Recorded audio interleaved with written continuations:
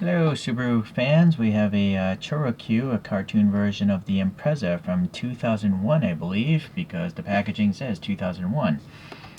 It was already open, so I already took it out. It's basically just a cardboard box with a pamphlet inside, and that goes into the trash. It did have this plastic layer though to protect the paint from getting scratched up. A little dusty though, probably from someone's personal collection. Alright, so we got this here, the Bug Eye Impreza, I think it was called. I had the generation before this one, a wagon, not a WRX though, just a standard one. Alright, so that's the shape of that. And here's the back view. It's not so bad. This one has the low wing though, not the high wing. Alright, let's take a look here. So, this metallic paint is pretty nice, this blue.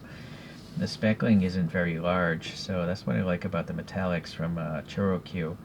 It's got really tight panel gaps as well. Like this is like a side reflector, I think. And look how tiny the lines are.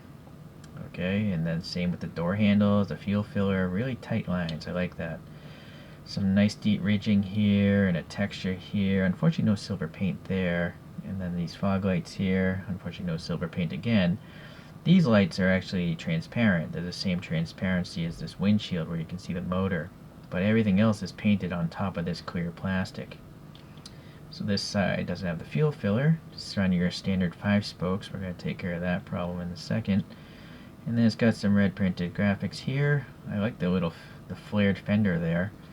The exhaust is part of this clear base so you can see the motor spin about.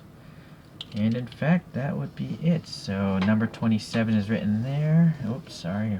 And then, yeah, 2001. Let me get the screwdriver, because coincidentally, I happen to have some 3D printed wheels. The Prodrive wheels that were on at least one of the photographs I showed you here. Many types of wheels are on these Subarus, but you'll see in a second. Let me just get this thing apart. This little tab is always problematic. It gets caught up. There you can see the clear body, you know, and how they painted it so well with this. Maybe they painted silver first. I'm not sure, but it's really impressive what they can do.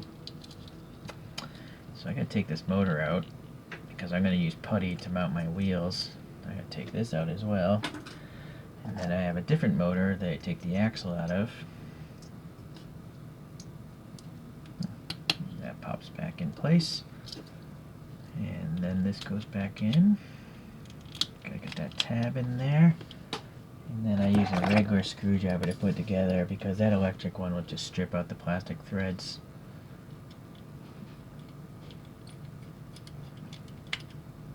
Not too tight, don't want to strip the thread. Alright, so I have a big wall to use my putty. Here are the wheels. I painted them silver this time around because I have a bunch of gold ones already. And there's a red brake caliper back there. I don't see where the brakes are. Actually, I almost feel like the rear brake, it's weird. It's like at the 10 o'clock position. So, let's do it.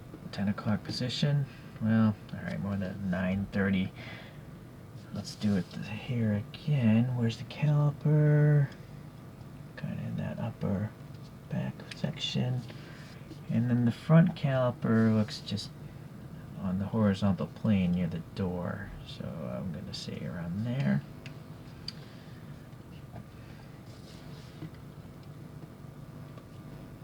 Okay, so there you go. This Podifix Pro stuff is great. You can make it steer, camber, whatever.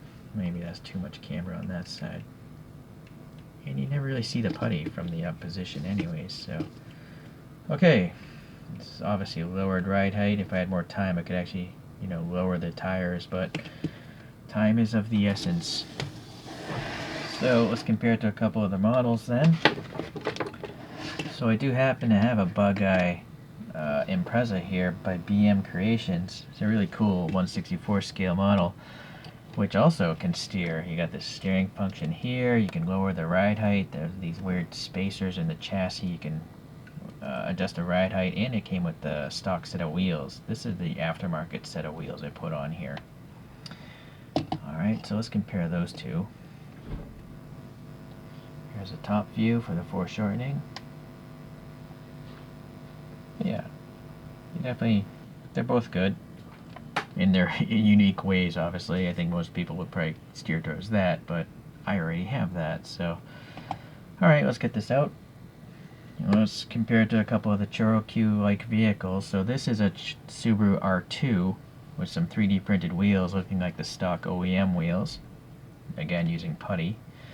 And then I have these two rally cars by Wanda Coffee. They were freebies with cans of coffee, and these have the 3D printed wheels that I painted gold. So that's why I decided to go with silver on this latest one. So these wheels are actually identical. It's just these are gold, those are silver.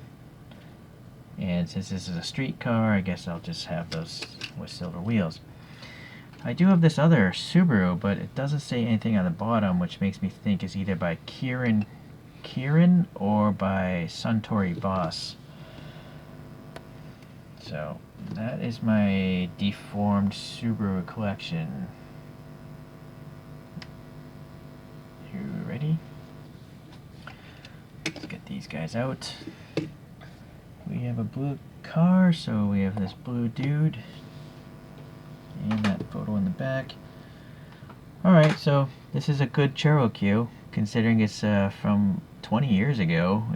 It's got a really nice blue metallic finish, and it hasn't paint rashed or anything like that, so I'm quite happy. So stay tuned. I'm pretty sure I'll get some more Subarus sooner or later. Alright, tuning out.